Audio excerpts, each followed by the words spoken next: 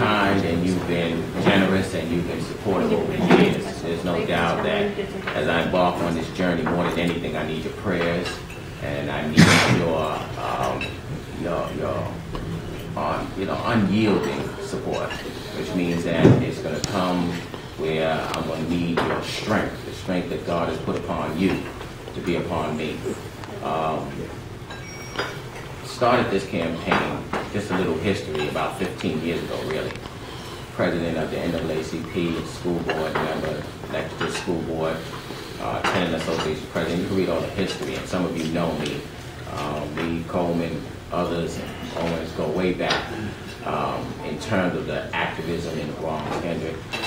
In terms of activism in the Bronx, never left that area in terms of my advocacy and work. Moving to Mount Vernon and living in Mount Vernon, and now as a resident. So if anybody tell you I'm living in Mount Vernon, I am a resident of Mount Vernon and pastor of the church in Mount Vernon, and have been there for the last 12 years.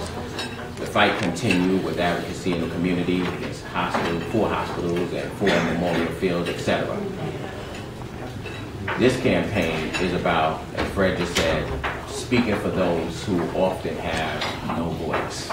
As we go throughout this campaign, we're going to be searching for people who we know that we've helped in the past, that we've honored in the past, and that we need to talk to about the future of the district and where we are going. It's simple in terms of the statement of what I'm going to make in terms of we need better quality education.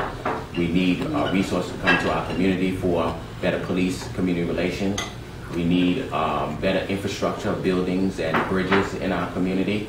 All of that is stated well, but as I told the seniors at Co-op City, I was speaking to them yesterday, retirees, I told them, you've heard all of this before. It's good to lay out the plan and lay out the platform, and that's what I'll do. But I said, you have to look at somebody who has proven leadership, someone who has been in positions of leadership and you've seen the results, and the results have been there. And I can look at a list over the 30 years that I've been advocating activism and organizing and coalescing and working with folks, and you can see proven results. And you can read that all in my bio.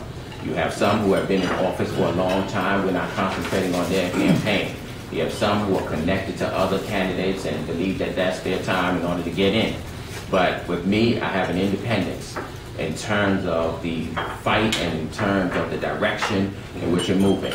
That's why I wanted to start off with ministers in my mix. Not only because I need your congregation or because I need your support personally, but I need ministry. I want to take this as a ministry. Moving ahead, this is a ministry for me. This is not something outside of ministry.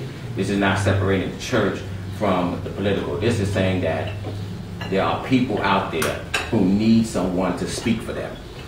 That's what we do every Sunday.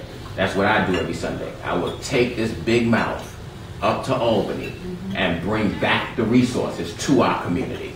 That will be my job, and that has been my job over the last 30 years in terms of making this happen. Somebody said something to me, and I don't want to talk too long, but somebody said something to me the other day, and I got to credit Gerald for this. Pastor Gerald of Shiloh Baptist Church said that, you know, this is about us coming together as pastors for a movement. One in which we, and this is where I took it out of myself, one in which we come together and start looking at us as pastors who have been involved in the community, and other people coming to us every Sunday just to stand in the pulpit and say something. We're in the pulpit every Sunday. We're speaking about these issues every Sunday. Now the political aspect is not everybody's calling. I get that.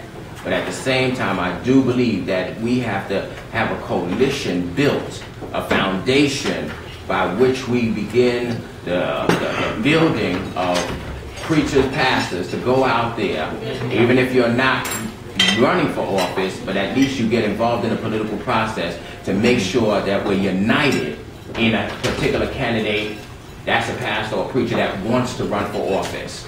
And too many times we can support others, but we never really think about strongly coalescing and uniting and being strengthened by ourselves. So I want to use this as a building block for others. I want to use this as a paradigm to say that we need to look at how we begin to look at ourselves not only as pastors, but as kingmakers, as people who want to go up to Albany or into City Hall or on the local school board or into Washington. There have been many pastors that have done it before. And that's why I'm so glad that you are here, to have your support. I'm running, and this is not think about running. You gave your money, I'm running. I'm moving forward. This is not, I've thought about it, I've prayed about it. You know we shouldn't do anything without fasting or praying. So that was back in November. I called my campaign manager. I said, listen, this is what I want to do. I said, but before I do that, I want to fast and pray. And he said, you got to hurry up because time is ticking and people are already out there.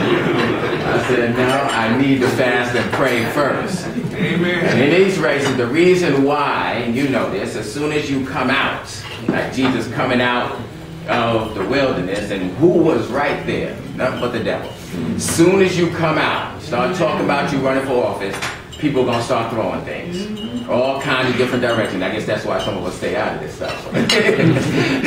But at the same time, I wanted to be built up spiritually so that whatever came at me, I would be ready for it.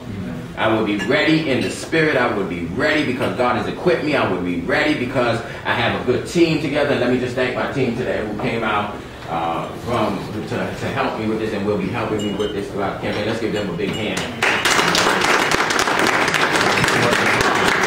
Making this happen, your finance team, and we have others that will join us in making this possible. But I wanted to make sure that I had ministers first going on board. Those who are not here have sent checks and they have given, and we have a lot of them that are very supportive of this race. And I know ministers' funerals coming up and stuff like that. So I just want to thank you. But within the 5 minutes that we have, I'm going to ask Reverend Gerald to come up because I want him to say something about that coalition. Just about 2 minutes, and then Bishop Edwards, and then Deb Jenkins, who Co-op City, to come up and just give a couple of words. I am excited about Ed's candidacy is because we need prophetic voices in the political. I've been disappointed by many politicians who've given us wonderful rhetoric that look like us. Yeah. What I'm excited about the Mulraine campaign because I've been on for 27 years as a pastor. I assumed the role 12 years ago, and I've seen his evolution. I've seen his growth. I've seen him be the first responder. I've seen him put himself out there for the community. And I am convinced, without any doubt in my mind, that he has the ability, the intellect, the sensitivity to be one of the best state senators we can find. Now, let me say this. I supported Ruth Thompson from the beginning. She's been in my life. But there's always a time for exit. I mean, even we as pastors have learned this. My father died in the pulpit, and as we were talking about this, he was sick, and he wouldn't retire. People would never retire. And so we would just take Dad to church and they'd sit in his seat. That's all they wanted. Yeah. But this generation of preachers have learned that we must develop an exit plan. Right. We don't want to get up and go to get up and go.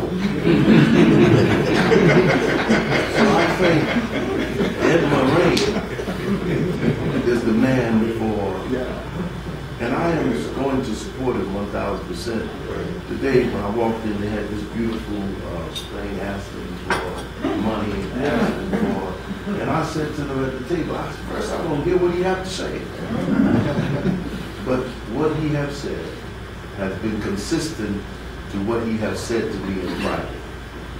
And as the pastor of the United Black Churches that's based in Mount Vernon, your clergy brothers will support you because you're part of us. Amen. Thank you. Thank you. Co-op City by name or just by experience. We are a very peculiar people, but we vote. And there is everyone vying for this seat. And I think Ed is the best person for this seat. We've known each other since our seminary days. And like the bishop said, he has been consistent. I've never seen him flip-flop. Do you still have the Freedom School? What's that? Do you still do the Freedom School at your church? No. But you did. Yes. The issue that I bring up about the Freedom School is his commitment to education. That's incredibly important for our young people to be able to achieve greatness. We want to ensure that they're able to go beyond where we've gone. And even as the bishop said, we need to know and have an exit plan, but we need to have a plan for the achievement for our young people. And it's time out for just giving people passes. And that means elected officials too. Throwing us small bones when we deserve the whole house full of food. We have to demand what is ours that we've been missing. And I don't feel obligated to keep sending people back to Albany just because they've been. And I think that what I would love to do and help Ed in Co-op City is to galvanize those people beyond who is going to be the presidential nominee, but to look at what we need on the statewide level. And that's what's really important to our everyday living, and that's why I'm supporting you with full speed. As stated before, you know, most politicians, as we said, they come to our churches, they always seek us to support them, but historically, it's always been the pastor that has been in the leadership. David was a king, Solomon was a king, our history speaks to that. And as stated, the black church has always been in the forefront of moving our people forward. In Mulraine, he is one of them that will do this for us, a pastor. He's a leader, and we definitely support him. You know, as we know, Senator Thompson is part of this, and Reverend Q is part of this. They are friends, but Ed, he's our choice.